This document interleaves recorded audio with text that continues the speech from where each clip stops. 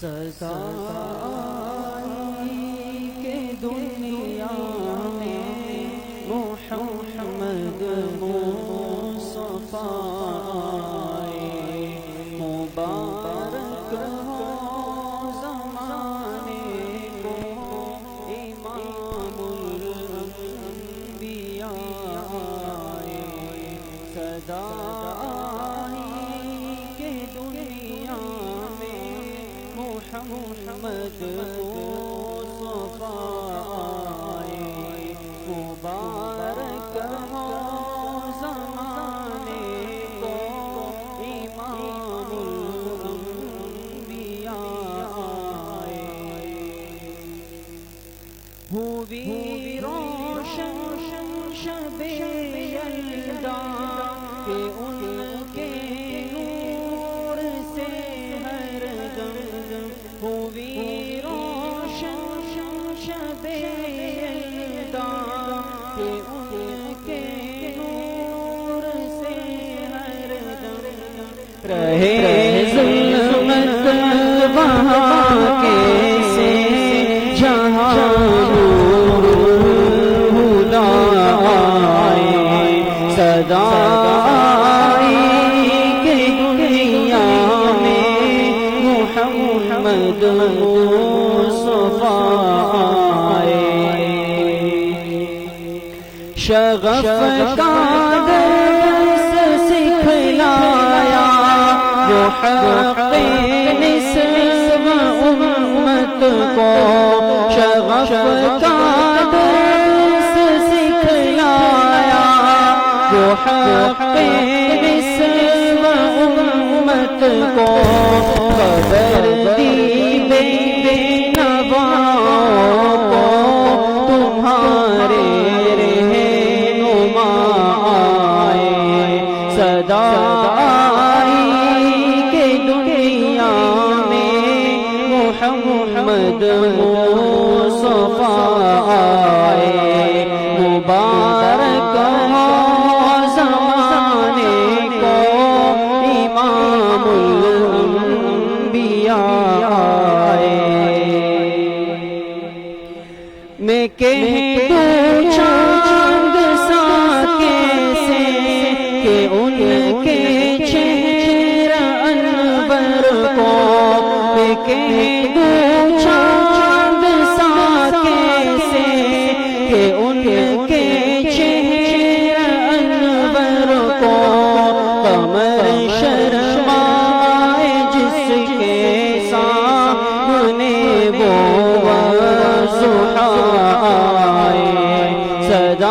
صدائی کہ دنیا میں محمد مصطفی کہ من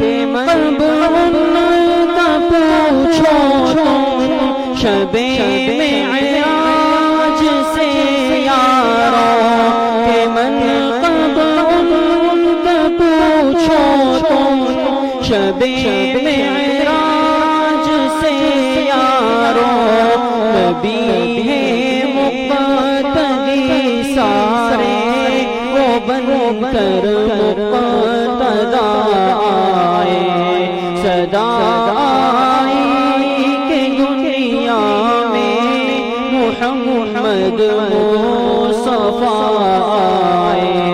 مبارک ہو زمانے کو امام الانبیاء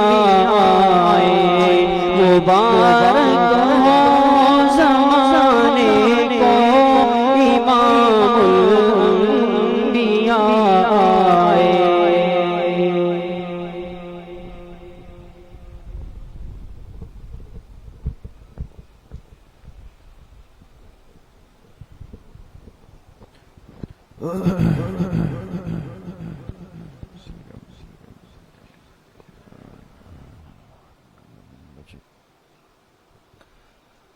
بسم الله الرحمن الرحيم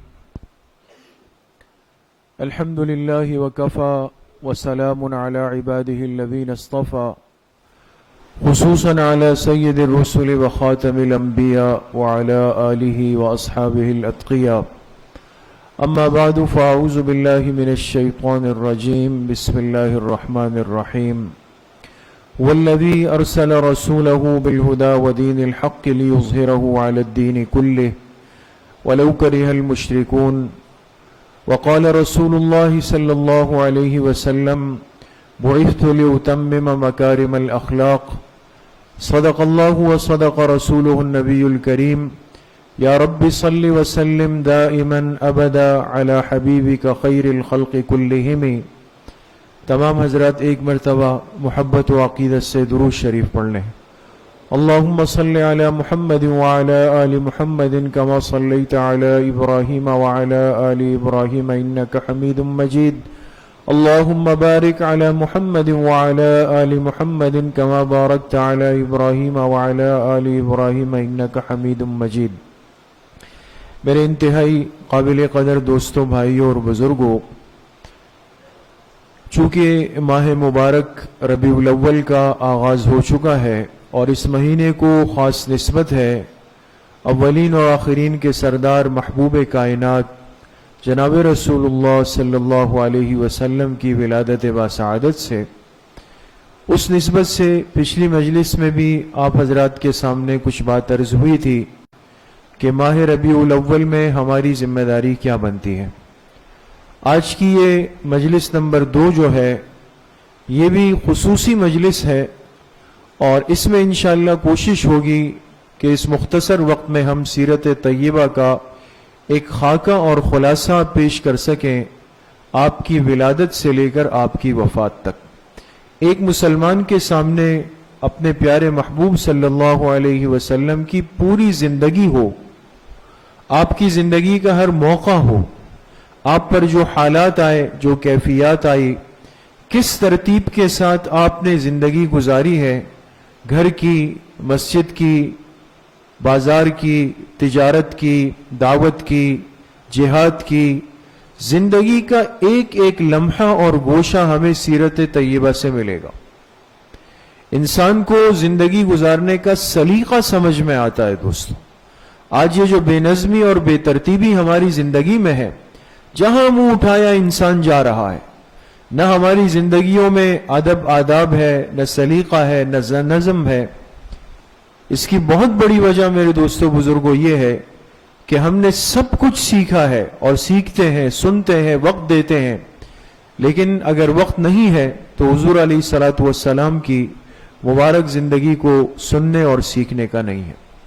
اس لیے آج اس نیت کے ساتھ ہم سب یہاں پر بیٹھیں گے کہ جو کچھ باتیں ہمارے سامنے آئے گی، ہم اللہ پاک سے یہ دعا مانگیں گے کہ اللہ پاک اس کو ہماری زندگی کا حصہ بنا دے۔ تو آج انشاءاللہ سیرت طیبہ کا ایک خلاصہ آپ حضرات کے سامنے پیش ہوگا، حضور علیہ الصلوۃ والسلام کی ولادت باسعادت سے لے کر آپ کی وفات تک کے جو مراحل ہیں، آپ نے پوری توجہ یہاں رکھنی ہے تاکہ کم وقت کے اندر ہم ان باتوں کو سمیٹ سکیں۔ جی، سیرت طیبہ آپ علیہ الصلوۃ والسلام کی جو مبارک زندگی ہے، اخلاق ہے، آپ کا جو رہن سہن ہے، وہ سب سیرت کے اندر شامل ہوتا ہے۔ ایک مسلمان صرف حضور علیہ السلام کی زندگی کے ایک گوشے کو نہیں لیتا کہ ایک پہلو کو پکڑ لیا، پوری زندگی کا احاطہ کرنا یہ سیرت کہلاتا ہے۔ جی، سیرت کے مقاصد کیا ہے؟ آج کوئی کہے کہ بھئی سیرت بیان ہو رہی ہے، سیرت پہ مجلس ہو رہی ہے، فائدہ کیا ہے؟ بس 1 گھنٹہ پون گھنٹہ آپ نے دے دیا، فائدہ کیا ہے اس کا؟ صرف باتیں سننی ہے؟ قطعاً ایسا نہیں ہے دوستو۔ سیرت طیبہ کے 3 بڑے مقصد ہیں۔ سب سے پہلی چیز یہ کہ ایک صاحب ایمان کے سامنے جب پاک پیغمبر کی زندگی آتی ہے، دیکھیں میں نے عرض کیا کہ سیرت کا مطلب ذہن میں رکھیں آپ کی زندگی کا ہر لمحہ، ہر گوشہ۔ جب پوری سیرت پیغمبر کی سامنے آئے گی تو انسان کا ایمان اور یقین مضبوط ہو جاتا ہے، اس میں اور پختگی آ جاتی ہے کہ واقعی جو اللہ پاک نے فرمایا اللہ کے پیغمبر پہ یہ سب کچھ گزرا ہے، اللہ کے وعدے سچے ہیں، سب چیزیں ہونی ہیں، تو ایمان اور یقین مضبوط ہوتا ہے۔ دوسرا، جتنا حضور علیہ الصلوۃ والسلام کی سیرت کو ذکر کیا جائے گا اتنا ہی انسان کے عشق و محبت کے اندر اضافہ ہوگا۔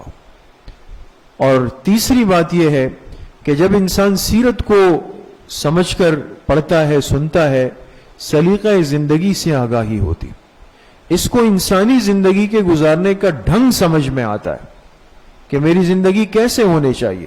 یہ جو آج ہم زندگی گزار رہے ہیں، کوئی بیوی پہ ظلم کر رہا ہے، کوئی اولاد پہ ظلم کر رہا ہے، کوئی ماں باپ پہ ظلم کر رہا ہے، کوئی ملازم پہ ظلم کر رہا ہے، کوئی ملک پہ ظلم کر رہا ہے، یہ جو انسان اتنا بے خوف ہو چکا ہے، اس کی وجہ کیا ہے کہ زندگی کے گزارنے کا سلیقہ نہیں ہے ہمارے پاس، جو کام دل چاہا کر دیا نہیں۔ سیرت سے آپ کو سمجھ میں آئے گا کہ سلیقہ زندگی کیا ہے۔ جی، آپ علیہ الصلوۃ والسلام کی بعثت سے قبل، جب بعثت کہتے ہیں نبوت ملنے کو، بعثت کا معنی کیا ہے دوستو؟ نبوت کا ملنا، ذہن میں رکھیں۔ اور آپ کو نبوت ملی تو آپ کی عمر مبارک کتنے سال تھی؟ 40 سال۔ 40 سال سے پہلے کا جو عرصہ ہے یہ کہلاتا ہے بعثت۔ اس عرصے کے اندر آپ کی ولادت بھی ہے، بچپن بھی ہے، لڑکپن بھی ہے، جوانی بھی ہے، یہ سب کچھ ہے۔ 40 سال پہ جا کے آپ کی بعثت ہو گئی، نبوت مل گئی۔ یہ زندگی کا ایک حصہ ہے۔ دوسرا حصہ ہے بعثت کے بعد۔ 40 سال پر آپ کو نبوت مل گئی، آپ مبعوث ہو گئے، اب جو زندگی کہلائے گی وہ ہے بعثت کے بعد کی زندگی۔ تو 40 سال بعثت سے قبل ہے، اور بعثت کے بعد کتنے سال ہے؟ 23 سال ہے۔ 23 سال میں پھر مکہ مکرمہ میں کتنے سال گزرے؟ 13، اور مدینہ منورہ میں 10 سال۔ جی، یہ آپ حضرات دیکھ سکتے ہیں، یہ ہے شجرہ نسب۔ ہر انسان کے پاس اس کا ایک شجرہ ہوتا ہے۔ آپ جتنے احباب بیٹھے ہیں، کسی کو کھڑا کر دیا جائے، کوئی کہے گا جی میرے نام کے ساتھ یہ لگتا ہے، یہ لگتا ہے، یہ لگتا ہے، یہ ہماری کاسٹ ہے، ہمارا نسب ہے۔ حضور علیہ الصلوۃ والسلام کا جو نسب ہے وہ بالکل محفوظ ہے، اور اس پر چونکہ تفصیلی بات تو ہم پچھلی مجلسوں میں سیرت میں کر چکے ہیں۔ اتنی بات آپ نے ذہن میں رکھنی ہے خلاصے کے طور پہ کہ آپ جس قوم میں تشریف لائے اس کو کیا کہتے ہیں؟ عرب۔ عرب کہتے ہیں۔ عرب کی پھر 3 تقسیمیں کی گئی ہے: عرب بائدہ، عرب قحطانی اور عرب عدنانی۔ ان 3 میں سے حضور علیہ السلام کا نسب جہاں جا کے جڑتا ہے وہ کون سی قسم ہے؟ عرب عدنانی۔ عرب عدنانی، یہ ذہن میں رکھنا ہے آپ حضرات نے کہ حضور علیہ السلام کا سلسلہ نسب عدنان سے ہو کر جاتا ہے، اس لیے آپ عرب عدنانی کہلائیں گے۔ جی، حضور علیہ السلام کی ولادت کب ہوئی؟ آپ جانتے ہیں کہ عرب کے اندر ایک بڑا مشہور واقعہ پیش آیا تھا کہ ابرہہ جو یمن کا بادشاہ تھا، ہاتھیوں کا ایک لشکر لے کے آیا تھا خانہ کعبہ کو گرانے کے لیے، ہے نا؟ اور پھر اس پر اللہ پاک کا عذاب آیا، پرندے آئے، انہوں نے پتھر پھینکے، وہ پورا لشکر تباہ ہو گیا۔ آپ بتا سکتے ہیں کہ اس کو اللہ پاک نے قرآن کی کس صورت میں بیان کیا ہے؟ سورہ فیل کے اندر بیان کیا، اس لیے کہ فیل کہتے ہیں ہاتھی کو، اس لیے جس سال یہ واقعہ پیش آیا اس کو کہتے ہیں عام الفیل۔ اس کو کیا کہتے ہیں؟ عام عربی کا لفظ ہے، اس کے معنی آتے ہیں سال۔ فیل کہتے ہیں ہاتھیوں کو، ہاتھیوں والا سال۔ یہی سال تھا جس میں ابرہہ کے لشکر پہ عذاب آیا۔ اس واقعے کے 50 یا 55 دن کے بعد، 50 یا 55 دن کے بعد حضور علیہ الصلوۃ والسلام کی ولادت ہوئی ہے۔ سمجھ میں آ گئی؟ لہذا آپ سے اگر کوئی پوچھے کہ حضور علیہ السلام جس سال تشریف لائے اس سال کو کیا کہتے ہیں، تو آپ کیا کہیں گے؟ عام الفیل کہتے ہیں، ہاتھیوں والا سال کہتے ہیں اس کو۔ سمجھ میں آ گئی؟ جب آپ پیدا ہو گئے تو آپ کی ولادت، رضاعت، حضانت، کفالت، یہ ہر بچے کی زندگی کا حصہ ہے دوستو۔ پیدائش، اس کے بعد اس بچے نے 2 سال تک دودھ پینا ہے، ماں کی رضاعت کرنی ہے، اس کے ساتھ ساتھ اس عرصے میں اس بچے کی پرورش ہونی ہے، اس کو حضانت کہتے ہیں۔ اور اس پرورش کا خرچہ جو اٹھایا جائے اس کو کفالت کہتے ہیں. کچھ سمجھ میں آ رہی ہے بات دوستو؟ تو آپ کی ولادت ہوئی عام الفیل میں، آپ کی رضاعت، آپ کی حضانت، آپ کی کفالت. اب چونکہ یہ تو تفصیلی باتیں، ہم تو خلاصتاً جو ضروری باتیں ہوں گی وہ عرض کریں گے آپ کے سامنے. جی، یہ وہ مقام ہے، پچھلی مجلس میں بھی بات آ گئی، مکہ مکرمہ میں صفا مروہ سے آپ نکلیں گے، سیدھا جا کر یہ جگہ ہے مکتبۃ المکۃ المکرمہ. یہ عین اسی جگہ بنایا گیا جہاں پہ جناب نبی کریم صلی اللہ علیہ وسلم کی پیدائش ہوئی تھی. یہ علاقہ تھا سوق اللیل کا. اس علاقے کا نام کیا تھا؟ سوق اللیل کا علاقہ. یہ دیکھیں، یہ صفا مروہ کی پٹی ہے، یہاں سے آپ نکلیں گے بالکل سیدھ سے تو یہ جا کر مکتبہ مکہ مکرمہ آ جاتا ہے. یہ دیکھیں لکھا ہے وہ مکان جسے حضور علیہ السلام کی جائے ولادت ہونے کا شرف حاصل ہے. اب یہاں دینی کتب خانہ قائم ہے لیکن اب اس جگہ کو ختم کر دیا گیا ہے دوستو. جی، جب حضور علیہ السلام کی پیدائش ہوئی، ولادت ہو گئی، اب ہے رضاعت. بچے کو عورت دودھ پلائے گی. عام طور پہ بچہ ماں کا دودھ پیتا ہے 2 سال تک، یہ شرعی حق ہے اس کا. عرب کے اندر ایک مزاج تھا کہ گاؤں دیہات سے اطراف سے عورتیں آ کر بچوں کو لے جاتی تھی، دودھ پلاتی تھی اور اس کی اجرت وصول کرتی تھی. اور مقصد یہ ہوتا تھا کہ چونکہ گاؤں دیہات کی زندگی صحت مند ہے، تر و تازہ ہے، تو دودھ کا اثر جو ہے بچے کی صحت پہ پڑتا ہے.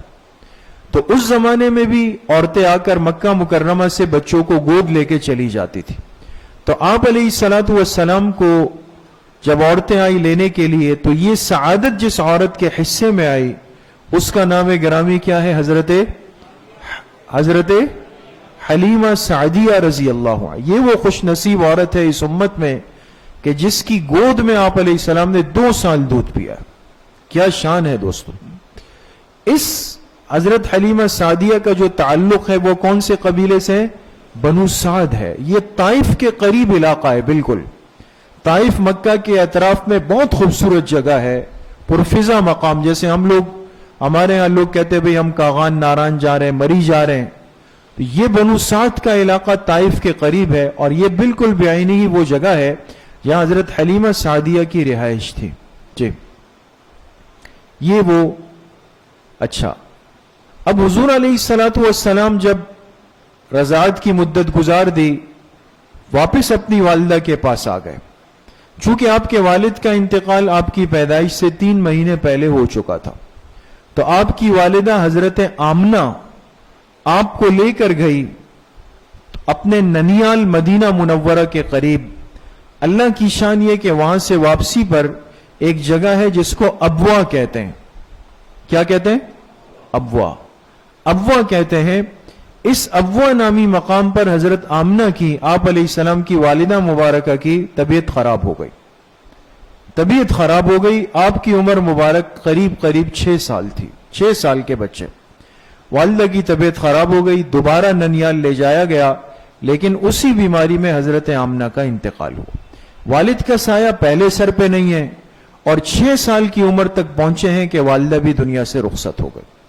یہ ابوا کے اندر وہ جگہ ہے جہاں حضرت آمنہ رضی اللہ عنہ کی قبر مبارک ہے. جی، اب آپ دیکھیں گے کہ حضور علیہ الصلوۃ والسلام کس حالت میں آپ نے بچپن گزارا. 6 سال عمر تھی تو والدہ ماجدہ کا انتقال ہوا، ابوا نامی مقام پر یہیں تدفین ہو گئی. والد تو پہلے سے نہیں تھے. دادا عبد المطلب کی کفالت میں آ گئے، لیکن اللہ کی شان دیکھیں کہ 8 سال عمر ہوئی تو دادا عبد المطلب کا بھی مکہ مکرمہ میں انتقال ہوا اور ایک جگہ ہے حجون، وہاں پر عبد المطلب کی تدفین ہوئی ہے. پھر آپ کے چچا ہے حضرت ابو طالب. انہوں نے آپ سے بڑی محبت کی ہے، اس میں کوئی شک نہیں، اور آپ کا بہت زیادہ خیال رکھا، اور سب سے زیادہ طویل عرصہ ان کے ساتھ آپ علیہ السلام کا گزرا ہے. تو آپ کی عمر 50 سال تھی جب آپ کے چچا ابو طالب کا بھی انتقال ہوا اور حجون کے مقام پر آپ کے چچا کی بھی تدفین کر دی گئی. مقصد یہ کہ یہ 3 وہ حضرات تھے کہ جن کی کفالت میں آپ علیہ الصلوۃ والسلام کی زندگی کا بڑا حصہ گزرا. جی، یہ آپ دیکھ سکتے ہیں دوستوں مکہ مکرمہ. یہ کیا لکھا ہوا ہے؟ اجیاد لکھا ہوا ہے. اجیاد مکہ مکرمہ کے قریب ایک جگہ ہے اور اب تو بالکل حرم شریف سے جڑا ہوا ہے. آپ حضرات جب حرم کے دروازے سے نکلیں گے، اللہ پاک سب کو حاضری نصیب فرمائے، تو یہاں ایک بہت بڑا ہسپتال بنا ہے مستشفیٰ اجیاد کے نام سے. مستشفیٰ کہتے ہیں اسپتال کو. یہ اجیاد کا علاقہ ہے. اور اس جگہ کی کیا خصوصیت ہے؟ اس جگہ کی خصوصیت یہ ہے کہ یہاں دو باتیں ہوئی ہیں. ایک تو یہ کہ آپ علیہ الصلوۃ والسلام نے اپنے بچپن میں یہاں بکریاں چرائی ہے اجیاد کے علاقے میں. دوسرا یہ کہ آپ کا پہلا نکاح ہوا جب آپ کی عمر مبارک کتنے سال تھی؟ 25 سال. اور پہلا نکاح کن سے ہوا؟ حضرت خدیجہ رضی اللہ عنہ سے. ان کی عمر 40 سال تھی. حضرت خدیجہ کا گھر اجیاد میں تھا. اجیاد میں نکاح کے بعد حضور علیہ الصلوۃ والسلام اجیاد کے علاقے میں آ گئے اور زندگی کا ایک طویل حصہ اجیاد میں گزرا ہے. اس لیے آج بھی علماء اکابر بزرگ حضرات بطور برکت کے، چونکہ یہ تو نہیں پتا لیکن اتنا یقین ہے کہ آپ کی زندگی کا طویل عرصہ اجیاد میں گزرا ہے، تو بطور تبرک کے خاص طور پہ حرم شریف سے نکل کر اجیاد ایک محلہ بن چکا ہے. وہاں جاتے ہیں برکت کے لیے تاکہ وہاں سے حضور علیہ السلام کی یہ برکتیں ہمیں نصیب ہو سکے. یہ اجیاد کا علاقہ ہے. جی، اب آپ علیہ السلام کا بچپن، آپ کا لڑکپن، آپ کی جوانی، یہ جو عرصہ آپ علیہ السلام نے گزارا یہ مکہ مکرمہ میں گزرا ہے. یہ پورا عرصہ مکہ مکرمہ میں گزرا. اور چونکہ جس نے پیغمبر بننا ہوتا ہے وہ فطری طور پر خوبیوں سے بھرا ہوا ہوتا ہے، برائیوں سے محفوظ ہوتا ہے. لہذا زندگی کے یہ تینوں مراحل جس میں عام طور پہ انسان کے اندر کچھ کمزوری آ جاتی ہے، بگاڑ آ جاتا ہے، خرابی آ جاتی ہے، بری صحبت، برے دوست مل جاتے ہیں، لیکن آپ علیہ الصلوۃ والسلام کے زندگی کے تینوں مراحل بہت محفوظ اور خوبصورت گزرے. خاص طور پہ جوانی کی عمر، چونکہ یہ وہ عمر ہوتی ہے کہ جس میں انسان کے جذبات عروج پہ جا رہے ہوتے ہیں. شیطان کو بڑا موقع ملتا ہے انسان کو خراب کرنے کا. اگر یہ عمر محفوظ ہو جائے تو انسان محفوظ ہو جاتا ہے دوست. تو زندگی کے تینوں مرحلے آپ علیہ السلام نے بڑی خوبصورتی کے ساتھ، حفاظت کے ساتھ گزارے. جی، آپ علیہ الصلوۃ والسلام کی جوانی. جی، اب سوال یہ کہ جوانی کی خصوصیت کیا ہے؟ میں نے آپ سے عرض کیا کہ جوانی انسان کی زندگی کا اصل عمر ہے. یہاں انسان بنتا ہے یا خدا نخواستہ بگڑ جاتا ہے. فرماتے جوانی میں کردار بنتا ہے یا بگڑتا ہے. چنانچہ آپ علیہ الصلوۃ والسلام اپنے عالی کردار کی بنیاد پر ہی صادق و امین کہلائے. عین جوانی اور شباب ہے، لیکن اتنے پاک صاف تھے کہ کافر آپ کو صادق و امین کہتے تھے. دوسری خصوصیت یہ کہ اس دور میں سمجھ طاقت دونوں عروج پہ ہوتی ہے بخلاف بچپن اور بڑھاپے کے. تیسری بات، اس عمر میں اپنی حفاظت کرنے سے اگر کسی نے اپنی جوانی کی حفاظت کی تو ساری زندگی پہ خوشگوار اثر پڑے گا، جسمانی بھی، روحانی بھی، علمی بھی، ہر اعتبار سے. اور اگر خدا نخواستہ کسی نے جوانی ضائع کر دی، گناہوں کی نظر کر دی، بری صحبت کی نظر کر دی، تو اس کے نقصانات پھر تاموت محسوس ہوتے ہیں. اس لیے میرے عزیز و دوستو بزرگوں، خاص طور پہ جو نوجوان ساتھی بیٹھے ہوئے ہیں، ہمیں حضور کی سیرت طیبہ سے، آپ کی جوانی کی زندگی سے ایک بڑا سبق ملتا ہے کہ یہ وہ موقع ہے کہ جس میں اپنی حفاظت کی بہت بڑی ضرورت ہوتی ہے. اور اس کا آسان طریقہ آج کے فتنوں کے ماحول میں ہے، اچھی صحبت کو اختیار کریں دوست، ورنہ ہاتھ ہاتھ میں فتنہ آ چکا ہے، ہاتھ ہاتھ میں گناہوں کے اسباب آ چکے ہیں، اور یہ عمر خراب ہو گئی تو آگے پھر بہت مشکلات ہیں. اس لیے اچھے ماحول کو، اچھی صحبت کو، اللہ والوں کی نسبت کو حاصل کرنے کی کوشش کریں. جی، حضور علیہ الصلوۃ والسلام کی بعثت ہوئی 40 سال میں، لیکن آپ کی رسالت کا تذکرہ تورات اور انجیل میں اللہ پاک نے کر دیا تھا. تورات کن کی مذہبی کتاب ہے؟ جی، یہود کی. میرے خیال میں باقی ساتھیوں کو سمجھ نہیں آ رہی، میری بات سمجھ نہیں آ رہی دوستو، دوبارہ سے ریوائنڈ کریں، شروع کریں. تورات کن کی مذہبی کتاب ہے؟ یہود کی. اور انجیل کن کی مذہبی کتاب ہے؟ ان دونوں آسمانی کتابوں میں پہلے سے تذکرہ تھا کہ آخری پیغمبر جو اللہ کی طرف سے آئے گا وہ عرب کے اندر ہوگا، وہ بنو ہاشم کے اندر ہوگا، وہ عبد المطلب کے گھر پیدا ہوگا، اور اس کی یہ پہچان، یہ نشانی، یہ صفت، یہ حالت، ایسے بال، ایسی خوبصورت، ساری ترتیب اللہ پاک نے آسمانی کتابوں میں لکھ دی تھی۔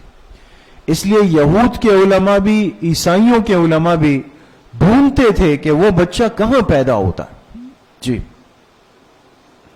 حضور علیہ السلام کی بعثت مبارکہ ہو گئی، 40 سال عمر جب قریب پہنچے تو آپ غار حرا تشریف لے جاتے تھے، جو مکہ مکرمہ کا مشہور پہاڑ ہے۔ اس غار حرا میں آپ نے 6 مہینے گزارے خلوت میں، اور پھر جبرائیل علیہ السلام وحی لے کر آئے، اور پہلی وحی میں قرآن کریم کی کس سورت کی 5 آیتیں اتری؟ سورت العلق کی، اقرأ بسم ربک الذی خلق، خلق الانسان من علق، اقرأ وربک الاکرم الذی علم بالقلم، علم الانسان ما لم يعلم۔ یہ 5 آیتیں اتری، آپ اللہ کے پیغمبر بن گئے، آپ کی بعثت ہو گئی۔ بعثت کے بعد زندگی کے اب کتنے حصے بن جائیں گے دوستوں؟ 2 حصے۔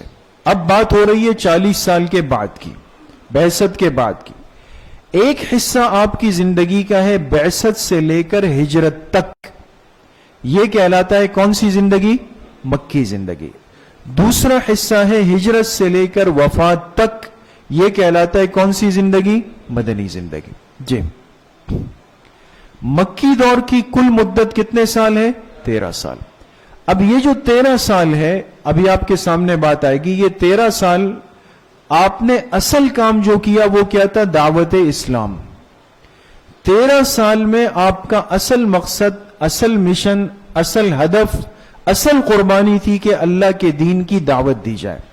لیکن یہ کام ایسے ایک دم نہیں ہوا کہ آپ نبی بن گئے اور آپ نے کھلے عام دعوت شروع کر دی، نہیں۔ آپ سمجھے دوستو، اس مجلس سے سمجھ کر جائیں کہ 13 سالہ زندگی میں دعوت کی ترتیب کیا ہوئی ہے؟ 3 مرحلوں میں ہوئی۔ جی، اچھا، اب اس میں یہ تھا کہ اللہ کی طرف سے دعوت کے اصول بھی بتائے گئے، دعوت کے نکات بھی بتائے گئے، دعوت کے مراحل بھی آپ کو دیے گئے۔ دین کی دعوت، اسلام کی دعوت بہت بڑا کام ہے۔ یہ اتنا بڑا کام بے ترتیبی پہ نہیں ہو سکتا، حکمت کے خلاف نہیں ہو سکتا، یہ ایک نظم چاہتا ہے۔ اس لیے اللہ پاک نے اپنے پیغمبر کو دعوت کے اصول بھی بتائے، نکات بھی بتائے، اس کے مراحل بھی بتائے۔ جی، مراحل دعوت کیا تھے؟ کتنے مرحلوں میں دعوت دی گئی مکی زندگی میں؟ مکی زندگی میں دعوت و تبلیغ کے 3 مرحلے ہیں۔ کتنے مرحلے ہیں دوستوں؟ 3 مرحلے۔ دیکھیں، پہلا مرحلہ، دوسرا مرحلہ، تیسرا مرحلہ۔ پہلا مرحلہ ہے خفیہ دعوت۔ خفیہ کس کو کہتے ہیں؟ چھپ کر ایک کام انسان کرتا ہے نا، پوشیدہ، چھپ چھپ کر، کسی کو پتہ نہیں چلے۔ تو پہلا مرحلہ خفیہ دعوت تھی مکے کے اندر، اور یہ کتنا عرصہ چلی؟ 3 سال۔ دوسرا مرحلہ علانیہ دعوت، اب کھل کے بات ہو رہی ہے، مکہ کے اندر، اور یہ کتنا عرصہ چلی؟ 7 سال۔ 7 اور 3 کتنے ہو گئے؟ 10 سال۔ تیسرا مرحلہ علانیہ دعوت، مکے سے باہر اب بات جا رہی ہے، اب صحابہ ہجرت کر کے حبشہ چلے گئے، وہاں بھی دین کی دعوت پہنچی۔ اس کی مدت بھی کتنے سال ہے؟ 3 سال۔ تو 3 اور 7 10، 10 اور 3 13۔ مکی زندگی کے 13 سالوں میں دعوت کتنے مرحلوں پر مشتمل ہے؟ 3 مرحلوں پر۔ جی، پہلا مرحلہ تھا خفیہ دعوت، کل مدت کتنے سال؟ 3 سال۔ جی، ان 3 سالوں کے اندر چونکہ کام بھی خفیہ طور پہ کرنا ہے، پوشیدہ طور پہ کرنا ہے، بہت حکمت کے ساتھ کرنا ہے، آپ نے دعوت کا ایک مرکز بنایا۔ دیکھیں، یہ ایک فطری چیز ہے، جب تک آپ کے پاس بیٹھنے کی جگہ نہیں ہو آپ کام شروع ہی نہیں کر سکتے، چاہے وہ جگہ چھوٹی ہو، بڑی ہو، کچی ہو، پکی ہو، عارضی ہو، کرائے کی ہو، ذاتی ہو، لیکن ہو۔ تو آپ نے دعوت کا ایک مرکز بنایا، اور یہ مرکز کیا تھا؟ دار ارقم۔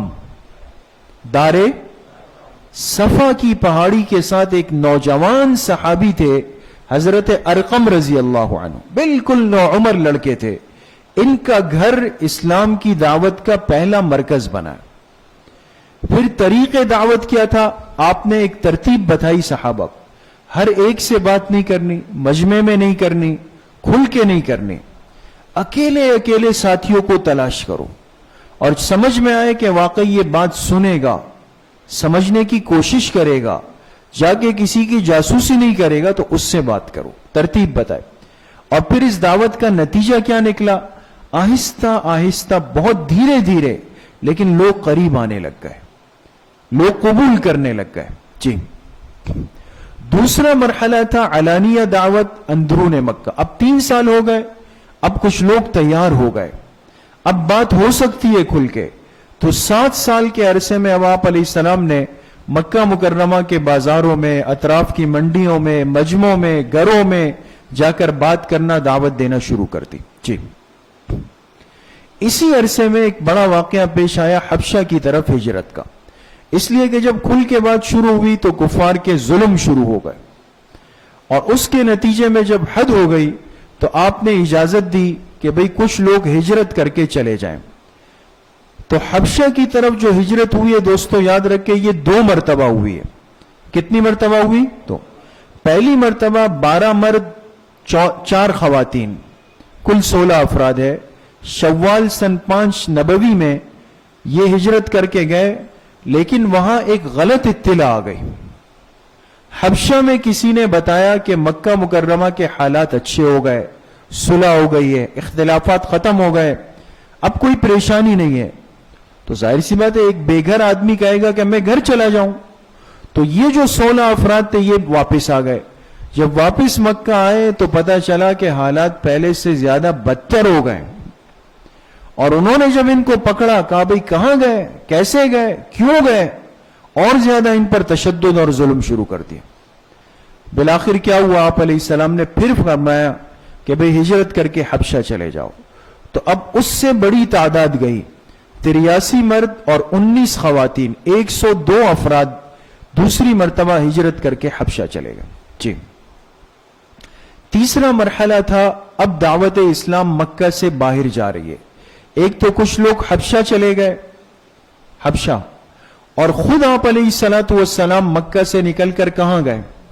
طائف چلے گئے۔ طائف چلے گئے، آپ نے سوچا شاید طائف والے میری بات مان لیں گے، تو 3 سال کا یہ عرصہ تھا کہ جس میں اسلام کی دعوت مکہ سے نکل کے باہر گئی، لیکن طائف کی سوچ جو لے کر آپ گئے تھے، معاملہ وہاں بالکل اس کے برخلاف ہو گیا۔ طائف والوں نے آپ کے ساتھ بہت برا اور بدترین سلوک کیا۔ جی، آپ علیہ السلام طائف کے سفر پہ گئے، آپ کے ساتھ ایک صحابی تھے حضرت زید۔ وہاں جو کچھ ہوا وہ ایک بڑی داستان غم ہے، اس پہ بات ہو چکی ہے، وقت نہیں ہے، بڑی تکلیفوں کے ساتھ، اور وہاں کے لوگوں نے آپ کے ساتھ بہت برا سلوک کیا، جسم لہو لہان ہوا ہے، اور نالین مبارک خون سے بھرے ہوئے، اور اس حالت میں آپ طائف سے مکہ آئے، اللہ پاک سے دعا بھی کی، التجا بھی کی گڑ گڑا کر۔ اور اللہ کی شان، جب قربانی انسان دیتا ہے اور اپنے بات نہیں سنتے تو اللہ پاک دوسروں کو بھیج دیتے۔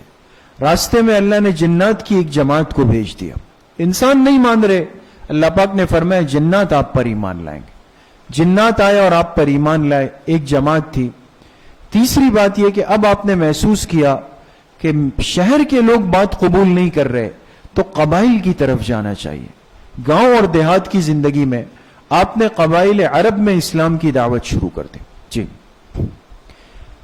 جب آپ علیہ السلام مکہ مکرمہ آئے طائف سے تو دل پہ بہت بڑا صدمہ تھا، غم تھا، چونکہ جب بندہ اللہ کے لیے قربانی دیتا ہے، ایک اصولی بات یاد رکھیں، اللہ پاک کی ذات بڑی قدردان ذات ہے دوست، اللہ سے بڑے قدردان اس کائنات میں نہیں۔ آپ قربانی اللہ کے لیے دیں اور قربانی ضائع ہو جائے، یہ کبھی نہیں ہو سکتا۔ اللہ پھر ایسا مقام دیتے ہیں، ایسی عزت اور عروج دیتے ہیں جو ہماری سمجھ میں نہیں آ سکتے۔ تو آپ علیہ السلام اس غم کے ساتھ مکہ مکرمہ واپس آئے، اور اللہ پاک نے اپنے پیغمبر کو تسلی دینے کے لیے فرمایا آپ پریشان نہ ہو، یہ لوگ آپ کو جانتے نہیں، آپ کے مقام مرتبے کو، آپ سے بات نہیں کرنا چاہتے، یہ نہ کریں، آپ میرے پاس تشریف لائیں، آپ کا رب آپ سے بات کرنے کے لیے تیار۔ اس لیے معراج ہوئی اور اللہ پاک نے فرشتے کو بھیجا، جبرائیل علیہ السلام براق لے کر آئے، اور بیت اللہ شریف سے آپ پہلے بیت المقدس تشریف لے گئے، انبیاء کی امامت ہوئی، وہاں سے پھر 7 آسمانوں پہ آپ کو لے جایا گیا۔ یہ نبوت کا 11واں سال تھا، اور اسرا کہتے ہیں زمینی سفر، بیت اللہ سے لے کر بیت المقدس تک یہ جو سفر ہوا ہے یہ کہلاتا ہے اسرا، اور پھر وہاں سے جو آسمانوں کا سفر ہوا یہ کیا کہلاتا ہے؟ معراج کہلاتا ہے۔ جی، اس سفر کا آغاز ہوا ام ہانی کے گھر سے۔ یہ ام ہانی آپ علیہ السلام کی سگی چچزاد بہن ہے، سگی چچزاد بہن، اور حضرت علی کرم اللہ وجہہ کی سگی بہن ہے۔ آپ اپنی اس چچزاد بہن کے گھر آرام فرما رہے تھے، اور اسی میں جبرائیل علیہ السلام آ کر آپ کو لے گئے۔ اس سفر میں بڑے عجیب و غریب واقعات پیش آئے، عالم امثال کے نمونے، اس پہ بات ہو چکی ہے، تفصیلی بات ہے۔ اور یہ سفر جا کے ختم ہوا مسجد اقصیٰ پہ، جو مسلمانوں کا قبلہ اول بھی کہلاتا ہے۔ اس پر یہود کا تسلط ہے، اللہ اس کو آزادی نصیب فرمائے۔ تو سفر کا جو پہلا سٹاپ تھا وہ مسجد اقصیٰ تھا، یہاں سے پھر آپ کو آسمانوں پہ لے جایا گیا۔ جی، اب یہ بات ختم۔ مکی زندگی میں جب آپ معراج سے واپس تشریف لائے، اب محسوس ہوا کہ مکہ والے جو ہے آپ کی بات ماننے اور قدر کرنے پہ تیار نہیں۔ جب میرے عزیزوں دوستوں بزرگوں قریب کے لوگ نعمت کی قدر نہیں کرتے، ایک نکتے کی بات سمجھیں، جب قریب کے لوگ نعمت کی قدر نہیں کرتے، یہ نعمت دور والوں کے پاس اللہ پاک منتقل کر دیتے ہیں، پھر یہ وہاں چلی جاتی۔ مکہ والے ناقدری پہ ناقدری کر رہے تھے، اللہ پاک نے مدینہ منورہ کو قبول کر لیا۔ وہاں کے کچھ لوگ آئے اور آپ علیہ السلام سے مینا میں ملے، مینا میں، اور آپ کی بات سن کر بڑے متاثر ہوئے، ایمان قبول کر کے واپس چلے گئے۔ اور اگلے سال آئے، پھر آپ علیہ السلام کو دعوت دی کہ آپ ایسا کریں، مکہ والے آپ پہ ظلم کر رہے ہیں، زیادتی کر رہے ہیں، آپ اس جگہ کو چھوڑ کر ہمارے پاس مدینہ آ جائیں۔ تو اب آپ علیہ السلام نے ارادہ کیا کہ مجھے اب ہجرت کر کے مدینہ منورہ چلے جانا چاہیے۔ اب مدینہ منورہ کی ہجرت ہوئی، اور ایک ترتیب کے ساتھ آپ نے پہلے صحابہ کو آہستہ آہستہ بھیجا تاکہ احساس نہ ہو، خود سب سے آخر میں نکلیں دوستوں۔ جی، مکہ مکرمہ سے ہجرت کا سفر کب شروع ہوا؟ دیکھیں، ہم اس وقت جس مہینے میں بیٹھے ہوئے، اس مہینے کا نام کیا ہے؟ ربیع الاول۔ ربیع الاول کو ایک نسبت یہ کہ آپ کی ولادت بھی ہے، آپ کی وفات بھی ہے، اور ایک اور بات آج سن کر جائیں کہ اسی مہینے کو ایک اور نسبت بھی ہے کہ اسی مہینے میں آپ علیہ السلام نے ہجرت بھی فرمائی ہے۔ کیا بھی فرمائی ہے؟ تو ولادت بھی ربیع الاول، وفات بھی ربیع الاول، اور ہجرت بھی ربیع الاول کے۔ شب جمعہ یکم ربیع الاول آپ گئے، حضرت ابوبکر صدیق رضی اللہ عنہ کو لیا اور مدینہ منورہ کے لیے نکلے، لیکن چونکہ کافر آپ کا پیچھا کر رہے تھے، آپ کے جان کے در پہ تھے، تو آپ نے عام راستے کو تبدیل کیا، ابھی آپ کے سامنے آ جائے گا۔ جو مدینہ جانے کا آسان راستہ تھا نا، اس کو بالکل بدل دیا، خلاف معمول۔ انسان حکمت والی زندگی گزارتا ہے، اور پہلے آگے غار ثور میں، جو بہت ہی ایک اونچائی پر ایک غار تھا، اور 3 دن حضرت ابوبکر صدیق رضی اللہ عنہ کے ساتھ غار ثور میں آپ نے قیام کیا۔ 3 دن کے بعد آپ یہاں سے روانہ ہوئے۔ جی، یہ آپ دیکھیں گے طریق ہجرت دوستو، یہ مکہ مکرمہ ہے۔ یہاں سے آپ علیہ السلام کی روانگی کیسے ہوئی؟ چلے آگے۔ اب یہ دیکھیں، یہ غار ثور ہے، یہاں آپ نے کتنے دن گزارے؟ 3 دن گزارے۔ یہاں سے جب آپ علیہ السلام روانہ ہوئے، اب دیکھیں یہ جو جس پہ میں لائٹ لگا رہا ہوں بلو کلر نا، یہ نارمل راستہ ہے مدینہ منورہ کا، سیدھا جو بنا ہوا تھا، لیکن آپ نے کیا کیا؟ بالکل راستے کا رخ بدل دیا۔ آپ دیکھ رہے ہیں بالکل اپوزٹ جا رہے ہیں۔ اب کافر اس راستے پہ، آپ اس کے بالکل مخالف سمت میں ہوتے ہوتے ہوتے ہوتے یہ ام معبد کا خیمہ ہے۔ ایک بوڑھی خاتون تھی جس کا نام تھا ام معبد، اور آپ علیہ السلام جب یہاں پہنچ گئے تو بہت پیاس لگی آپ کو۔ آپ نے فرمایا کیا کریں؟ دیکھا ایک خیمہ ہے، ایک بوڑھی عورت ہے، اس کی بکری ہے۔ حضرت ابوبکر گئے رضی اللہ عنہ اور ان سے کہا کہ میرے ساتھ ایک مہمان ہے، اگر آپ بکری کا دودھ دیں تو۔ اس نے کہا یہ تو خشک ہے۔ یہ خشک ہے، یہاں پر ہی یہ معجزہ ہوا ہے۔ آپ نے حضرت ابوبکر رضی اللہ عنہ سے فرمایا بکری کو لے آؤ، جب بکری کو لائے گی آپ نے ہاتھ مبارک لگائے تو بکری کے تھن دودھ سے بھر گئے بالکل، اور یہ دودھ نکال کر آپ نے پیا ہے۔ پھر یہ بڑا قصہ ہے بہرحال۔ یہاں دودھ پینے کے بعد پھر آپ علیہ السلام روانہ ہوئے، اور یہ ایک جگہ ہے ربغ الرمل، یہاں پر آپ نے تھوڑا قیام کیا، پھر یہاں سے آپ علیہ السلام روانہ ہوئے، اور یہ ہوتے ہوتے آپ علیہ السلام قبا کا علاقہ ہے جو مسجد قبا جہاں پر ہے آج، یہاں جا کر آپ مقیم ہو گئے۔ کچھ دن آپ نے اہل قبا کے پاس گزارے، ایک مسجد کی بنیاد بھی یہاں رکھی آپ نے، اور کچھ دن یہاں پر رک گئے۔ اچھا، مدینہ منورہ اطلاع جا چکی تھی کہ حضور علیہ السلام آ رہے ہیں، لیکن کہاں سے کب پہنچیں گے؟ وہ لوگ روز ایک جگہ تھی سنیت الوداع، وہاں آ کے دیکھتے تھے کوئی نہیں آ رہا، پھر واپس جاتے تھے، آتے تھے پھر جاتے تھے۔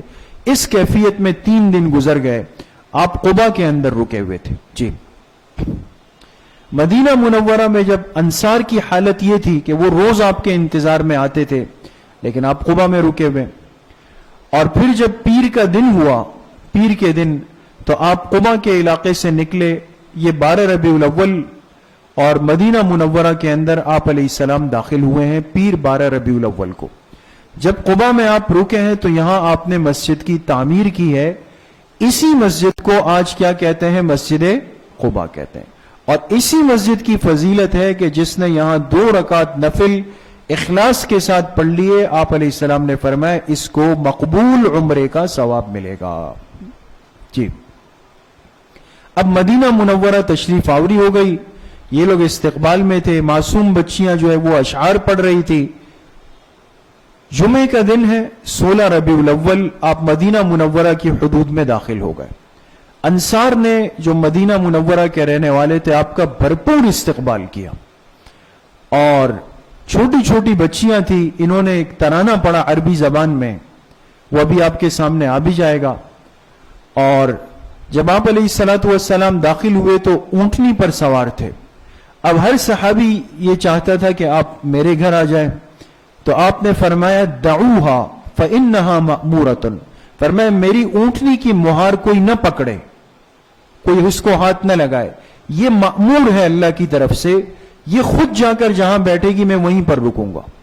تو یہ بخت اور نصیب کس کے جاگ گئے؟ حضرت ابو ایوب انصاری رضی اللہ عنہ۔ اونٹنی جا کر ان کے گھر کے باہر بیٹھ گئی، آپ نے فرمایا مجھے اللہ پاک نے ان کے گھر قیام کا کہا ہے، میں یہاں رکوں گا۔ ان کے گھر آپ علیہ السلام نے شروع میں قیام فرمایا، اور پھر آپ علیہ الصلوۃ والسلام کے اہل خانہ مکہ مکرمہ میں رہ گئے تھے، ان کی بھی آہستہ آہستہ مدینہ منورہ آمد ہو گئی۔ جی، یہ ہے وہ انصار کی بچیوں کا استقبالی ترانہ، طلع البدر علینا من ثنیات الوداع وجب الشکر علینا ما دعا للہ داعی ایہا المبعوث فینا جئت بالامر المطاع جئت شرفت المدینہ مرحبا یا خیر داعی۔ جی، اب مدنی دور شروع ہو جاتا ہے۔ مدینہ منورہ میں کل مدت آپ علیہ السلام کی کتنی ہے؟ 10 سال مدنی دور، اور ان 10 سالوں میں آپ نے اصل کام کیا کیا؟ اسلامی ریاست کی تأسیس فرمائی۔ مکی دور میں اسلامی امت کی بنیاد رکھی، امت وہاں بنی، اور مدینہ منورہ میں اسلامی ریاست کی تأسیس، بنیاد یہاں پر رکھی گئی۔ جی، مدنی دور میں دوستو 3 مرحلے ہیں، پہلا مرحلہ، دوسرا مرحلہ، تیسرا مرحلہ۔ پہلے مرحلے میں بہت خطرات پیش آئے، ایسا نہیں تھا کہ آپ علیہ السلام مکہ سے مدینہ گئے اور راحت آرام شروع ہو گئے، نہیں، کافر تو پیچھے لگے ہوئے تھے، انہوں نے آ کر مدینہ منورہ میں منافق رہتے تھے، یہود رہتے تھے، ان کے کان بھرے اور ان سے کہا کہ ان لوگوں کو ہم نے مکہ سے نکالا ہے، یہ لوگ فتنہ فساد بناتے ہیں، لہذا ہم سے نکل کے آئے ہیں، تمہارے شہر کو خراب کریں گے، نکالو ان کو یہاں سے۔ بہرحال آپ علیہ السلام نے پہلے مرحلے میں ان خطرات کا بھرپور مقابلہ کیا، لیکن حکمت کے ساتھ۔ دوسرا مرحلہ ہے جس میں اللہ پاک نے فتح کی ابتدا فرمائی، اب فتح آ رہی ہے، اس کے آثار شروع ہو گئے۔ تیسرا مرحلہ ہے جس میں فتح کی تکمیل اور اس کے آثار ہیں۔ جی، پہلا مرحلہ ہے مدنی دور کا، جس میں خطرات کا ایک دور تھا اور ان کا بھرپور مقابلہ ہوا. اس مرحلے کی کل مدت کتنی ہے؟ 5 سال 8 مہینے. یعنی 10 سال میں سے شروع کے 5 سال 8 مہینے پھر خطرات ہیں، اور سب غزوات، ساری جنگیں یہ اسی دور میں پیش آئی. جی، اسی دور کے اندر اسلامی تاریخ کے جو بڑے بڑے غزوات ہیں نا، جو ہم سنتے ہیں، اور ایک مسلمان کو اس سے واقف ہونا چاہیے جس سے انسان کو حوصلہ ملتا ہے. غزوہ بدر جو اسلامی تاریخ کا سب سے بڑا اور نصرت سے بھرا ہوا واقعہ ہے، یہ رمضان سن 2 ہجری میں پیش آیا. جی، اس میں اسلامی لشکر کی تعداد کتنی تھی؟ 313. مہاجرین کل کتنے ہیں؟ 82. انصار کتنے ہیں؟ 231. 313 کا عدد کافروں کا لشکر ہے، 1000 سے ٹکرا رہا ہے. اور یہ نہیں کہ 313 میں سے ہر ایک کے پاس ہتھیار ہے، اسباب ہے، اسلحہ ہے، گھوڑا ہے. نہیں، کچھ گھوڑے ہیں، کچھ اونٹ ہیں، کچھ تلواریں ہیں، کچھ نیزے ہیں، وہ بھی ٹوٹے پھوٹے ہیں. لیکن اللہ نے نصرت کا وعدہ فرمایا تھا، میری نصرت آئے گی. جی، اور اس غزوے کے اندر عجیب و غریب بات ہوئی. 313 نے 1000 کے لشکر کو شکست دے دی، اور ان کے 70 بڑے بڑے سردار قسم کے لوگ مارے گئے، 70 قیدی بنا کر لائے گئے، اور صحابہ اکرام میں سے 14 حضرات شہید ہو گئے. یہ شہدائے بدر کے نام ہے. 6 یہ 12 اور 2 یہ 14. تو بدر میں کل کتنے صحابہ شہید ہوئے؟ 14 صحابہ اکرام شہید ہوئے. ان کی قبور بھی جی دیکھیں آگے. یہ ہے میدان بدر میں. یہ بہت بڑا میدان ہے. ہماری یہاں الحمدللہ حاضری ہوئی ہے. آپ میں سے ہی بہت سارے احباب گئے ہوں گے. مدینہ منورہ سے 2 گھنٹے وہاں گاڑی کا سفر ہے. بدر کا مقام پہلے تو یہ تھا کہ تصریح لینی پڑتی تھی، اب آزاد ہے، جا سکتے ہیں. ضرور یہاں جانا چاہیے دوستو، بہت بابرکت جگہ ہے. یہاں ایک کنواں بھی ہے، اور جہاں سے آپ علیہ السلام نے پانی پیا تھا، اور اس پانی میں بہت شفا ہے. ایک بڑی مسجد عریش بنائی گئی ہے، جہاں آپ علیہ السلام نے رات کو رو رو کے دعا مانگی تھی. وہاں پر مسجد عریش بنی ہے، اور اس 4 دیواری کے اندر ان 14 صحابہ کی قبریں ہیں. لیکن اب یہ 4 دیواری توڑ دی گئی. اب آپ کھڑے ہوں گے تو آپ کو نظر یہ سمجھ نہیں آئے گا کہ ان 14 صحابہ کی قبریں اتنے بڑے میدان میں کہاں پر ہیں. جی، سن 2 ہجری میں غزوہ بدر ہو گیا. مسلمانوں کو اللہ نے عزت دی. یہ وہ سال تھا کہ اسلام کے احکامات اترنا اب شروع ہوئے. آپ غور کریں، تحویل قبلہ اسی سال رجب کے مہینے میں ہوا. قبلہ تبدیل ہو گیا. کیا مطلب؟ مدینہ منورہ آنے کے بعد آپ علیہ السلام کا قبلہ بیت اللہ سے تبدیل ہو کے کیا بن گیا تھا؟ بیت المقدس بن گیا تھا، جو یہود کا بھی قبلہ تھا. اور وہ اس پہ بہت خوش ہوتے تھے، کہتے تھے یہ پیغمبر ہماری طرف آ رہا ہے، اس نے ہمارا قبلہ قبول کر لیا، جلدی دین بھی قبول کرے گا. لیکن اللہ کے فیصلے کچھ اور تھے. 16-17 مہینے بعد حکم آیا، رجب کا مہینہ تھا، قبلہ پھر تبدیل ہو گیا، اور اب قیامت تک کے لیے قبلہ کیا بن گیا؟ بیت اللہ شریف.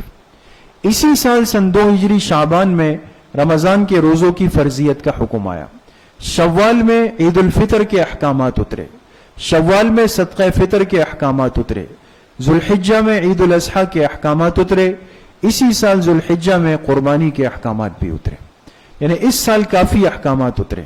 سن 3 ہجری میں دوسرا مشہور معرکہ احد کا پیش آیا. احد کا یہ بھی بڑا جو ہے ایمان افروز واقعہ ہے احد کا. بہرحال جی، یہ ہے احد کا پہاڑ. اور یہ آپ حضرات نے سنا ہے کہ یہاں پر ایک چھوٹی سی غلطی ہو گئی کہ امیر کی اطاعت میں کمزوری دکھائی گئی. تو وہ غزوہ جس میں مسلمان غالب آ گئے تھے، فتح یاب ہو گئے تھے، بالکل معاملہ الٹ ہو گیا، اور پیچھے سے کافروں نے آ کے حملہ کیا، جس میں 70 صحابہ اکرام شہید ہو گئے، جس میں آپ علیہ السلام کے محبوب چچا حضرت حمزہ رضی اللہ عنہ بھی شامل تھے. اور یہ وہ قبرستان ہے دوستو احد کے مقام پر، جس کو شہدائے احد کہتے ہیں. یہاں پر حاضری دینا بھی بہت بڑی سعادت اور فضیلت والا عمل ہے. اس میں حضرت حمزہ کی قبر بھی ہے. جی، اور چونکہ یہ بہت بڑا صدمہ تھا، صدمہ اس لیے بھی تھا کہ ان ظالموں نے حضرت حمزہ رضی اللہ عنہ کو شہید کرنے کے بعد ان کی لاش مبارک کا مسلح بنایا، یعنی کاٹ دیا تھا بالکل۔ جب اس کیفیت کو آپ علیہ السلام نے دیکھا تو آپ بہت زیادہ روئے بھی، غمزدہ بھی ہوئے۔ تو اس موقع پر آپ علیہ السلام کو ایک دعا دی گئی اور یہ قیامت تک آپ نے امت کو دے دی، اور بہت مجرب دعا ہے دوستو۔ غم اور پریشانی کے وقت دعا، اگر کسی پر کوئی صدمہ آ جائے نا دوستو، کوئی بھی صدمہ آپ آزما لیں۔ بعض دفعہ یہ ہوتا ہے کہ مالی نقصان ہو جاتا ہے، کوئی جانی نقصان ہو گیا، کوئی حادثہ ہو گیا، تو یہ دعا پڑھے، انا للہ و انا الیہ راجعون، اللہم اجرنی فی مصیبتی واخلف لی خیرا منہا، انا للہ و انا الیہ راجعون، اللہم اجرنی فی مصیبتی واخلف لی خیرا منہا، اے اللہ مجھے میری اس مصیبت کا اجر دے دے اور مجھے اس کے بدلے میں اس کا بہترین بدلہ دے دے۔ حدیث پاک میں آتا ہے جو مسلمان تکلیف کے وقت صبر کرے اور یہ دعا پڑھ لے گا تو اللہ اس کو اس کا ایسا عوض دیں گے کہ اس کے گمان میں بھی نہیں ہوگا۔ جی، سن 3 ہجری میں کچھ اور احکامات اترے۔ شراب حرام کر دی گئی قیامت تک کے لیے، اس سے پہلے حرام نہیں تھی اور ایسے استعمال ہوتی تھی جیسے پانی استعمال ہوتا ہے، لیکن 3 ہجری میں شراب حرام، اب قیامت تک حرام۔ مشرک عورتوں سے نکاح حرام ہو گیا۔ وراثت کے احکامات سن 3 ہجری میں اتر آئے۔ جی، سن 5 ہجری مدنی دور میں اس میں بھی بڑے واقعات پیش آئے۔ سن 5 ہجری میں جی، یہ آپ دیکھ سکتے ہیں۔ ایک تو اس سال آپ نے حضرت زینب بنت جحش رضی اللہ عنہا سے نکاح فرمایا۔ اب دیکھیں، آپ کے ذہن میں آئے گا کہ نکاح تو آپ علیہ السلام نے 11 نکاح فرمائے ہیں، صرف ان کا ذکر خاص۔ اس نکاح میں ایک خاص بات تھی، اس کے پیچھے ایک واقعہ تھا، اس لیے اس کا ذکر قرآن کریم سورۃ الاحزاب میں بھی ہے۔ پہلے حضرت زینب نکاح میں آئی تھی کس صحابی کے؟ حضرت زید ابن حارثہ کے نکاح میں آئی۔ وہ واحد صحابی جن کا نام قرآن میں ہے، ایک صحابی کا نام قرآن میں ہے، فلما قضا زید منہا وطرا۔ یہ پہلے حضرت زید کے نکاح میں تھی، پھر کچھ معاملات ہوئے، انہوں نے طلاق دی، تو آپ علیہ السلام نے حضرت زینب بنت جحش سے نکاح خود فرمایا۔ یہ سفر سن 5 ہجری۔ اسی سال پردے کے احکامات اترے، سفر سن 5 ہجری۔ اسی سال ایک معروف غزوہ ہوا دومت الجندل، ربیع الاول سن 5 ہجری۔ اسی سال چاند گرہن کی نماز پڑھی گئی۔ چاند گرہن ہوتا ہے نا، ایک سورج گرہن ہے، ایک چاند گرہن۔ جمادی الاخری میں چاند گرہن ہوا، اس کی نماز پڑھی گئی۔ اسی سال غزوہ بنو مستلق پیش آیا، شعبان سن 5 ہجری۔ اسی سال آپ نے حضرت جویریہ بنت حارث سے نکاح فرمایا، شعبان سن 5 ہجری۔ اس سال منافقین نے ایک بدترین سازش کی اور یہ بدبخت اتنا آگے بڑھ گئے کہ آپ علیہ السلام کی عزت و حرمت پہ ہاتھ ڈالا، اور نعوذ باللہ صدیقہ کائنات ام المومنین عفیفہ امت ہم سب کی ماں حضرت عائشہ صدیقہ رضی اللہ عنہا پر ان منافقین نے نعوذ باللہ بدکاری کی تہمت لگائی، حضور کے حرم پہ ہاتھ ڈالا۔ یہ شعبان سن 5 ہجری میں ہوا۔ واقعہ افک، یعنی انہوں نے بہتان باندھا تھا، یہ اسی سال ہوا، اور پھر اللہ پاک نے سورہ نور کی آیات اتاری جس میں حضرت عائشہ رضی اللہ عنہ کی برات اتری۔ اللہ پاک نے فرمایا کہ یہ پاک صاف ہے، پاک دامن ہے، میرے پاک پیغمبر کے نکاح میں پاک عورت آ سکتی ہے، ناپاک عورت نہیں آ سکتی۔ قیامت تک اللہ پاک نے تمام ازواج مطہرات کی صفائی کو، پاک دامنی کو، طہارت کو بیان کر دیا۔ اب نعوذ باللہ اگر کوئی ازواج کے بارے میں غلط رائے سوچ رکھتا ہے تو اس کا تعلق کن کی قبیل میں سے ہوگا؟ منافقین میں سے ہوگا۔ یہ واقعات سن 5 ہجری میں۔ جی، سن 5 ہجری میں ہی مشہور غزوہ ہوا جس کو غزوہ خندق بھی کہہ سکتے ہیں، احزاب بھی کہہ سکتے ہیں، جس میں پورے عرب سے کافر، منافق، یہود ہر طرف سے جمع ہو گئے اور مسلمانوں کو گھیر لیا۔ اس موقع پہ ایک صحابی حضرت سلمان فارسی رضی اللہ عنہ، انہوں نے مشورہ دیا کہ ہم جب فارس میں تھے اور دشمن زیادہ ہوتا تھا، ہم خندقیں کھودتے تھے، لہذا آپ نے ان کے مشورے کو قبول کیا اور ایک طویل خندق کھودی. اب خندق کھودنا مدینہ کی سخت زمین میں آسان نہیں تھا، تو ایسا نہیں تھا کہ آپ نے حکم دیا اور صحابہ نے کھودی، آپ خود اس میں شریک ہو، خود آپ نے کدال چلائی ہے، خود مٹی آپ نے اٹھائی ہے اپنے ہاتھ مبارک سے. یہ غزوہ خندق ہوا. جی. اور اسی غزوے کے موقع پر جب صحابہ خندق کھود رہے تھے تو صحابہ کو ہمت دلانے کے لیے آپ یہ شعر پڑھتے تھے: اللہم لا عیش الا عیش الاخرہ فاغفر الانصار والمہاجرہ. تو اس کے جواب میں صحابہ کہتے تھے: نحن الذین بایعوا محمدا علی الجہاد ما بقینا ابدا. جی. اس غزوے میں بڑے عجیب معجزات آپ علیہ السلام کی طرف سے پیش آئے. ایک تو یہ ہوا کہ پتھر بہت زیادہ سخت تھے، صحابہ کدال مارتے تھے ٹوٹتے نہیں تھے. آپ علیہ السلام نے اپنا لعاب مبارک دیا، فرمایا اس کو پانی میں ملا کر ان پتھروں پہ چھڑک دو. جب اس کو لگایا گیا تو پتھر جو تھے وہ ریت کی طرح بالکل نرم ہو گئے، ختم. دوسرا یہ کہ کھانا لایا گیا وہ بہت کم تھا. آپ علیہ الصلوۃ والسلام نے اس سے ایک لقمہ مبارک لیا، اپنا سور مبارک اس میں شامل فرمایا. اس کھانے میں اتنی برکت ہو گئی کہ پوری جماعت کے لیے، لشکر کے لیے کافی ہوا. ایک چٹان تھی جو کسی سے نہیں ٹوٹ رہی تھی، صحابہ نے پورا زور لگایا. آپ نے فرمایا کدال مجھے دو، اور پھر آپ نے جب اس پہ کدال ماری 3 دفعہ ماری اور 3 دفعہ اس سے چنگاریاں اٹھی اور روشنی ہوئی. آپ نے فرمایا اللہ پاک نے مجھے 3 دفعہ میں شام کے، روم کے، فارس کے محلات دکھا دیے، اور ایک وقت آئے گا کہ فارس، روم اور شام یہ تینوں میری امت کے قبضے کے اندر آ جائیں. جی. دوسرا مرحلہ مدنی دور کا 5 سال 8 مہینے بعد شروع ہوتا ہے. 5 سال 8 مہینے تکلیفیں. اب دوسرے مرحلے میں فتح کی ابتدا ہو رہی ہے، آثار نشانیاں. اس عرصے، اس دور کی کل مدت کتنی ہے؟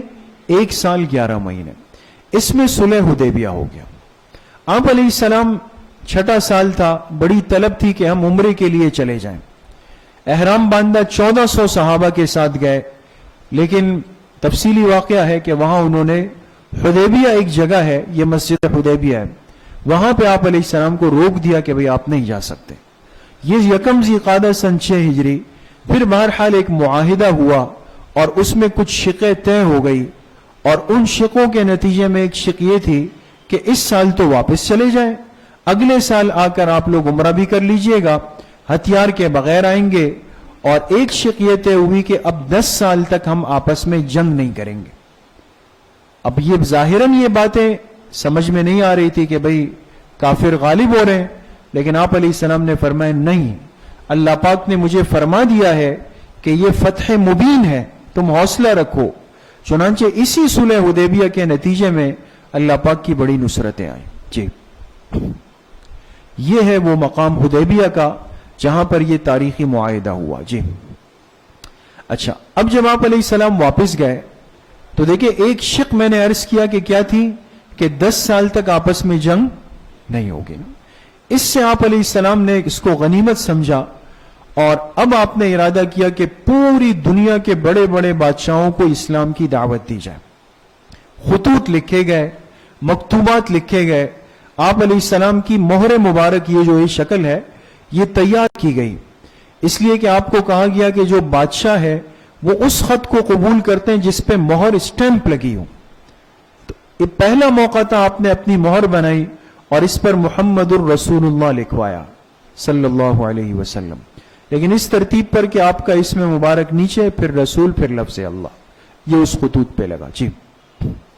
یہ ہے 7 وہ بادشاہ: نجاشی، ہرقل، خسرو پرویز، مقوقس، حارث ابن ابی شمر، حوزہ ابن علی، منذر ابن ساوا. یہ 7 ملکوں کے بادشاہوں کو خط گئے. ان میں سے 1 2 ان 2 نے اسلام قبول کیا، باقی 5 نے قبول نہیں کیا. جی. سن 7 ہجری میں تاریخی معرکہ غزوہ خیبر کا پیش آ گیا. خیبر یہ یہود کا علاقہ تھا اور یہ لوگ سازشیں کرتے تھے چھپ چھپ کر. بالآخر آپ علیہ السلام ایک لشکر لے کر گئے اور خیبر کو گھیر لیا، اس کا محاصرہ کیا. سن 7 ہجری میں یہ تاریخی معرکہ پیش آیا. چونکہ خیبر کا پورا علاقہ قلعوں پر مشتمل تھا، یہ لوگ جا کر قلعوں میں بند ہو گئے اندر، مسلمانوں نے ان کو گھیر، یہ خیبر کا علاقہ ہے دوست، اور یہاں پر کھجور کے بڑے باغات ہیں کہ آج بھی ان قلعوں کے آثار سعودی حکومت نے محفوظ کیے ہوئے ہیں خیبر کے اندر۔ یہ لوگ ان قلعوں کے اندر جا کے بند ہو گئے، بالآخر آپ علیہ الصلوۃ والسلام نے ایک طویل وقت کے بعد ان کو شکست دے دی اور یہود کو جزیرۃ العرب سے نکال دیا گیا۔ اچھا، اب جب سن 7 ہجری آئی تو جو عمرہ پچھلے سال نہیں ہو سکا تھا اس کی قضا کے لیے آپ روانہ ہو گئے۔ اب اور بڑی تعداد تھی، مدینہ منورہ سے روانہ ہوئے، عمرہ ادا کیا، مکہ مکرمہ سے جب واپسی ہوئی تو یہی حضرت میمونہ رضی اللہ عنہا سے آپ نے نکاح بھی فرمایا۔ جی، یہ ازواج مطہرات کی ایک فہرست ہے۔ ہر مسلمان کو میرے عزیز و دوستو بزرگوں یہ پتہ ہونا چاہیے اس امت کی مائیں کون ہے۔ یہ ہماری بہت بڑی کمزوری ہے کہ ہم اتنا بھی آج نہیں جانتے کہ امہات المومنین کون ہے، کتنی ہے، ان کے نام کیا ہے، ان کا مقام کیا ہے۔ باطل کی زبانیں اسی لیے لمبی ہو گئی دوستو کہ ہم نے اپنی دین سے واسطہ اور رشتہ کمزور کر دیا ہے، ہم ناواقف ہو گئے۔ جی، اب ایک سوال باطل بہت زیادہ کرتا ہے کہ حضور علیہ السلام اللہ کے پیغمبر اتنے نکاح کیے، نعوذ باللہ، اور بہت زیادہ نامناسب باتیں بھی ہوتی ہیں کہ بھئی زیادہ نکاح نعوذ باللہ وہ کرتا ہے کہ جس کا کام یہ ہو، عورتوں سے ہو، شوقین ہو، نعوذ باللہ من ذالک۔ تو اس لیے بحیثیت ایک مسلمان کے آپ کو یہ حکمتیں جاننی چاہیے کہ نکاح کے تعدد کی 3 بڑی حکمتیں تھیں۔ ایک تو تألیف القبائل العربیہ، آپ نے عرب کے مختلف قبائل سے نکاح فرمائے تاکہ سب کو قریب کیا جا سکے۔ جہاں سسرال ہوتا ہے نا وہاں فطری محبت ہوتی ہے دوستو۔ یہ تو ہم مذاق وغیرہ میں ایک دوسرے کو کہتے ہیں نا ساری دنیا ایک طرف اور جوڑو کا بھائی ایک طرف، لیکن یہ ایک طبعی چیز ہے دوستو، سسرال سے محبت ہوتی ہے۔ آپ نے ان عرب قبائل کو قریب کیا۔ دوسرا نشر الدعوت الاسلامیہ، تاکہ اسلام کی دعوت ہر علاقے میں چلی جائے۔ دوسرا یہ کہ انسانیت کو سکھایا، مساوات الحقوق بین النساء المختلفات فی الارض، ایک 40 سال کی عورت سے نکاح، ایک 15 سال کی عورت سے نکاح، ایک 20 سال کی عورت سے نکاح۔ اب آپ خود اندازہ لگائیں، مختلف عمر کی عورتوں کی سوچ الگ، فکر الگ، ہر چیز الگ، لیکن اس ہستی کی حکمت اور بصیرت کا کیا عالم ہوگا کہ اس نے بیک وقت مختلف عمر کی عورتوں سے نکاح بھی کیے، گھر بھی بسایا، زندگی بھی گزاری، بے مثال زندگی گزاری۔ آج ہم ایک نکاح کرتے ہیں، 1 ہفتے بعد لڑائیاں ہوتی ہیں، 10 دن کے بعد لڑائیاں شروع ہو۔ کیا وجہ ہے بھائی؟ کیا مسئلہ ہو گیا؟ کیوں آپس میں الجھ رہے ہیں؟ بات کوئی نہیں، یہ اس کو برداشت نہیں، وہ اس کو برداشت نہیں۔ حضور کی سیرت کو پڑھیں، سمجھ میں آئے گا کہ شوہر اور بیوی کی زندگی کیسے گزرتی۔ جی، 8 ہجری میں غزوہ موتا پیش آیا، اس کے اسباب، حالات، نتائج، یہ بڑا عجیب و غریب غزوہ تھا۔ اس میں آپ علیہ السلام خود نہیں گئے، خود مدینہ میں تھے، لیکن صحابہ کو بھیجا، اور اسی غزوے کے اندر جو ہے یکے بعد دیگرے 3 امیر شہید ہو گئے، حضرت زید اور حضرت جعفر، اور تیسرے حضرت جعفر طیار شہید ہوئے، حضرت زید شہید ہو گئے، اور تیسرے عبداللہ ابن رواحہ رضی اللہ عنہ غالباً، یہ 3 شہید ہو گئے۔ پھر حضرت خالد ابن ولید رضی اللہ عنہ نے جھنڈا سنبھالا۔ اب یہ موتا میں ہو رہا ہے، یہ سب کچھ یہاں پر ہو رہا ہے، اردن میں یہ موتا کا میدان، لیکن اللہ نے آپ کو اس سارا منظر مدینہ میں دکھایا ہے۔ یہ پیغمبر کا معجزہ ہے۔ آپ فرماتے تھے آپ مسجد نبوی کے منبر پہ بیٹھے ہوئے ہیں، یہ موتا کا میدان ہے، وہ اردن۔ آپ نے فرمایا زید شہید ہو گئے، جعفر نے پرچم اٹھا لیا، جعفر شہید ہو گئے، عبداللہ نے اٹھا لیا۔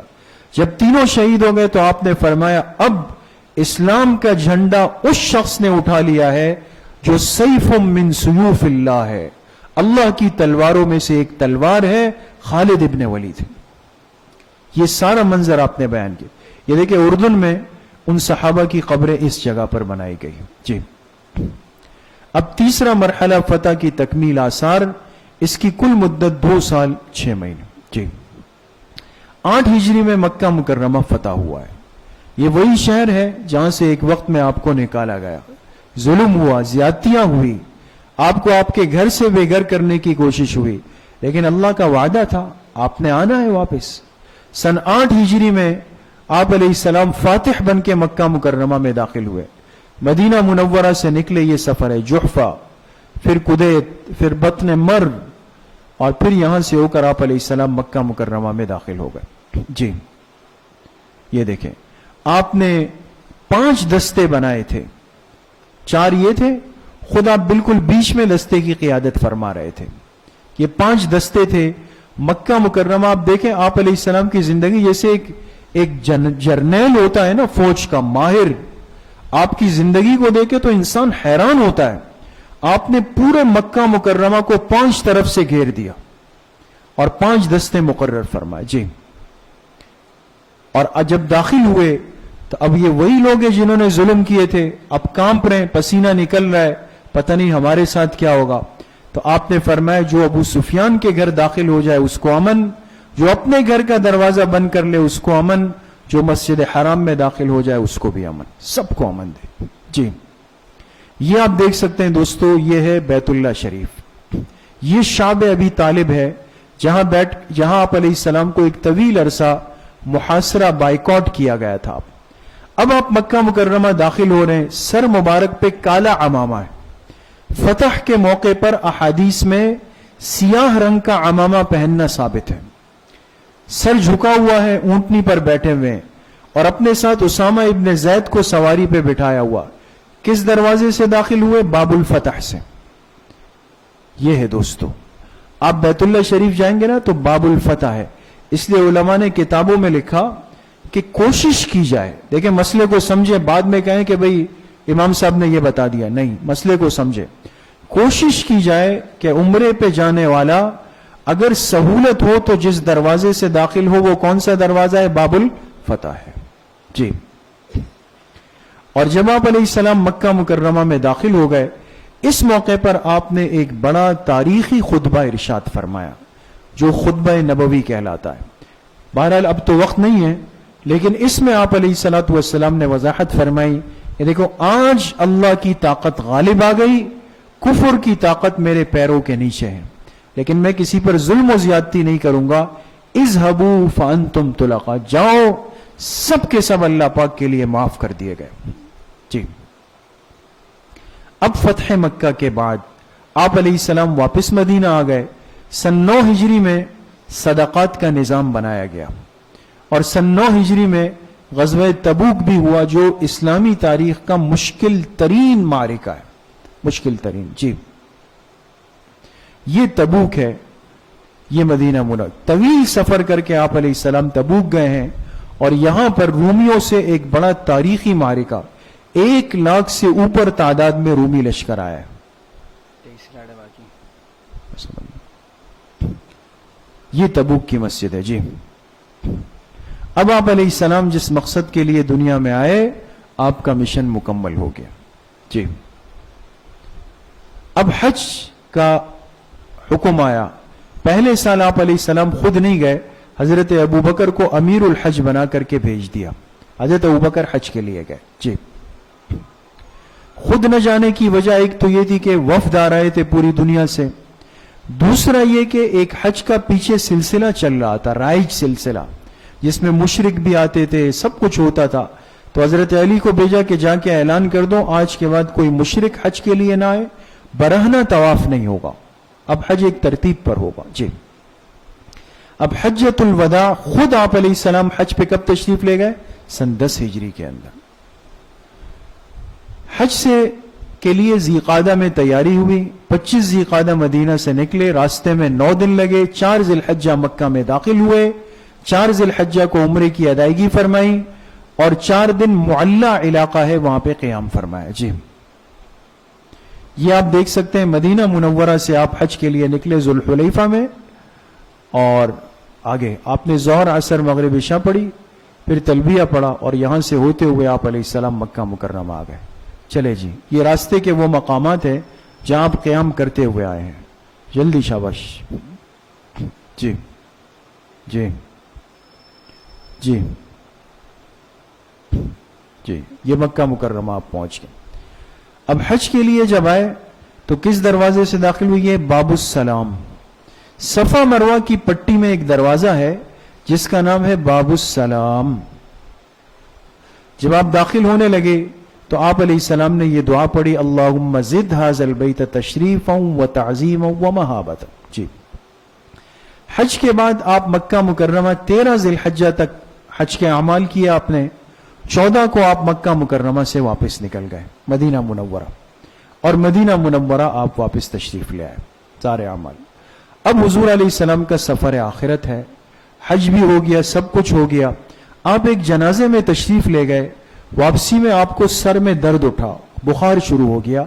29 سفر پیر کے دن بیماری کا آغاز ہوا. 5 ربیع الاول بیماری میں شدت آ گئی. جب وفات میں 5 دن رہ گئے آپ نے ایک خطبہ دیا کہ قبروں کی عبادت منع ہے، انصار کے ساتھ حسن سلوک کرنا. 4 دن پہلے وصیت کی کہ مشرکین کو جزیرت العرب سے نکال دینا، میرے بعد جو مہمان آئے ان کا عزت افزائی کرنا، قرآن کریم سے اپنے تعلق کو مضبوط کرنا. جی، وفات سے عین پہلے کے الفاظ الصلاۃ وما ملکت ایمانکم، اے لوگوں نماز کا خیال رکھنا، اپنے ماتحتوں کا خیال رکھنا. پھر فرمایا اللہم بالرفیق الاعلی، میں رفیق اعلی کے پاس یعنی اللہ تعالیٰ سے ملنے کے لیے جا رہا ہوں. جی، آخری نماز جو آپ نے پڑھائی وہ 9 ربیع الاول مغرب کی نماز تھی. 2 دن پہلے حضرت ابو بکر صدیق رضی اللہ عنہ کے ساتھ ظہر کی نماز میں شریک ہوئے. وفات سے 1 دن پہلے تمام غلاموں کو آزاد کر دیا. آپ کے گھر میں 7 دینار تھے، وہ تقسیم کر دیے. آخری دن جو آپ کی وفات کا ہے، فجر کی نماز کے وقت آپ حجرے کے دروازے پر آئے اور پردہ ہٹایا، دیکھا امت نماز کی حالت میں ہے تو آپ ان کو دیکھ کر مسکرائے. یہ آخری آپ کا دیکھنا تھا کہ آپ نے مسکرا کے امت کو دیکھا ہے. جی، اور پھر آپ علیہ السلام کا انتقال ہوا، روح جسم مبارک سے پرواز کر گئی. یہ حضرت عائشہ رضی اللہ عنہا کے گھر میں تھے اور آپ کا سر مبارک ان کی گود کے اندر تھا. جی، 12 ربیع الاول بروز پیر آپ دنیا سے تشریف لے گئے. تجہیز و تکفین کی فکر ہوئی. غسل کے لیے حضرت عباس، حضرت علی، فضل، قسم، اسامہ، شقران، اوس ابن خولی، یہ 8 حضرات غسل کے لیے منتخب ہوئے. کفن آپ کو 3 یمنی کپڑوں میں دیا گیا. جی، نماز جنازہ منگل کے دن ادا کی گئی اور حضرت عائشہ رضی اللہ عنہا کے حجرے میں آپ کا جسم مبارک وہ آرام فرما تھا اور انفرادی طور پہ پڑھی گئی. ایسا نہیں اجتماعی نماز جنازہ پیغمبر کی نہیں ہوتی دوستوں، انفرادی ہے. ہر ایک آگے درود شریف پڑھ کر وہاں سے جاتا تھا وہاں. جی، تدفین کب ہوئی؟ چونکہ بہت بڑا مجمع آ رہا تھا ترتیب کے ساتھ. منگل کا دن گزرا، بدھ کی شب 14 ربیع الاول کو آپ کی تدفین ہوئی اور حجرہ حضرت عائشہ صدیقہ رضی اللہ عنہا، اس لیے کہ جہاں پیغمبر کا انتقال ہو وہیں قبر بنتی. قیامت تک کے لیے یہ مقام جنت کا ٹکڑا بن گیا، یہاں آپ کو دفنایا گیا. آپ کی قبر کے لیے حضرت ابو طلحہ رضی اللہ عنہ جو صحابی تھے، جو اس میں ماہر تھے، وہ تشریف لائے. اور یہ ہے آپ علیہ السلام کا روضہ مبارک اور یہ جالیاں ہیں. اور یہاں ایک خوش نصیب مسلمان کھڑے ہو کر آقائے دو جہاں صلی اللہ علیہ وسلم کو درود و سلام کا ہدیہ پیش کرتا ہے. یہ ہے آپ علیہ الصلوۃ والسلام کی پوری زندگی کا خلاصہ. اللہ پاک مجھے بھی، آپ سب کو، پوری امت مسلمہ کو، تشریف لائے ہوئی مستورات کو، ہماری نسلوں کو پوری زندگی سیرت کے مطابق، اتباع سنت کے مطابق گزارنے کی توفیق نصیب فرمائے. وآخر دعوانا ان الحمد للہ رب العالمین. الحمد للہ رب العالمین والصلاة والسلام علی سیدنا.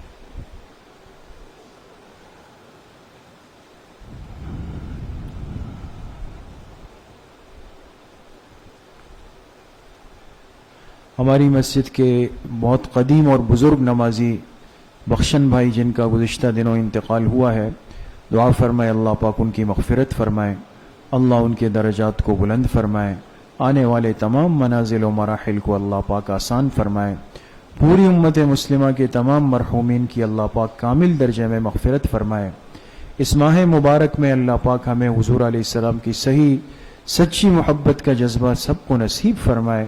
بدعات، رسومات، لغویات، شرکیات سے اللہ ہم سب کی پوری امت کی حفاظت فرمائے. وصلی اللہ وسلم علی نبینا محمد وآلہ وصحبہ اجمعین برحمتک. تمام ساتھی ایک اعلان سن لیں، کوئی بھی اپنی جگہ سے ابھی نہ اٹھیں. ایک مختصر سا اعلان سن کر ساتھی جائیں. جیسے کل بھی عرض کیا تھا کہ عشاء کی نماز 8 بجے ہے انشاءاللہ، اور عشاء کی نماز کے بعد انشاءاللہ مسجد میں بہت ہی خصوصی مجلس ہے، اور ہمارے باہر سے معزز بزرگ حضرات تشریف لائے ہیں، اور بیان بھی ہوگا اصلاحی، اور ہمارے بہت ہی خاص مہمان عالم اسلام کے مشہور قاری شیخ القراء حضرت قاری محمد ابراہیم کاسی صاحب وہ بھی تشریف لا چکے ہیں. انشاءاللہ حضرت قاری صاحب کی تلاوت بھی ہوگی، اور حضرت مولانا محمود میاں صاحب دامت برکاتہم جو بہت بڑے ہمارے بزرگ ہیں، وہ لاہور سے تشریف لائے ہیں، حضرت کا بیان بھی ہوگا. تو میرے خیال میں کسی ساتھی کو جو ہے اس تقریب سے غیر حاضری جو ہے وہ مناسب نہیں رہے گی. ساتھی کوشش فرما لیں، تھوڑا سا وقت دے دیں، عشاء کی نماز کے بعد تشریف رکھیں اور دعا میں شرکت فرما کے واپسی فرمائیں. یہ تقریب صرف مجلس حضرات کے لیے ہے، مستورات کے لیے نہیں. السلام علیکم ورحمۃ اللہ.